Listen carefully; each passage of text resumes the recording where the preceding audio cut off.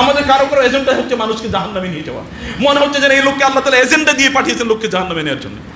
মনে হয় তার এটাই একমাত্র দাওয়াতি কাজ, মানুষকে জাহান্নামে কিভাবে নেওয়া যায়। মানুষকে জান্নাতে নেওয়ার জন্য পরম ভালোবাসা দিয়ে করতে হয়, ভালোবাসা দিয়ে দাওয়াত দিতে হয়।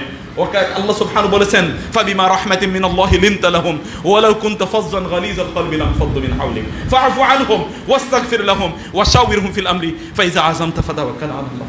আল্লাহ তার রাসূলের ব্যাপারে বলেছেন, আল্লাহ আপনার প্রতি অনুগ্রহ করেছেন যে আপনি তাদের সাথে উত্তম আচরণ করেছেন, কোমল আচরণ করেছেন। আপনি যদি কঠোর হৃদয়ের অধিকারী হতেন, উগ্র ফাঁসি হতেন যদি আপনি, তাহলে এই সকল লোকগুলো আপনার কাছ থেকে দূরে সরে যেত। আপনি কি দেখেন না লোকেরা আপনার কাছ থেকে দূরে সরে যায়? লোকদেরকে আপনি কি দেখেন না তারা আপনাকে পছন্দ করছে না? হতে পারে যে বিভিন্ন কারণে তারা আপনার কাছে আসে, otherwise they don't love you, they really they hate you from the core of their heart. তারা সত্যিকার অর্থে হতে পারে তারা অন্তর থেকে আপনাকে ভালোবাসে না। কিন্তু আল্লাহর রাসূলের ব্যাপারে আল্লাহ তাআলা কি বললেন?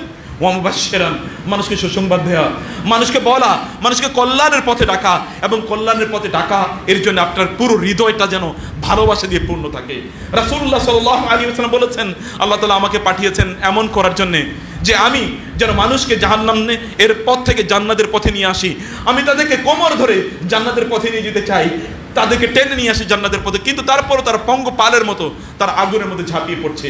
রাসূলুল্লাহ সাল্লাল্লাহু আলাইহি ওয়াসাল্লাম কিভাবে ভালোবেসেছেন এবং সাহাবায়ে কেরামরা কিভাবে ভালোবেসেছেন, নবী রাসূলরা কিভাবে ভালোবেসেছেন দেখেন না।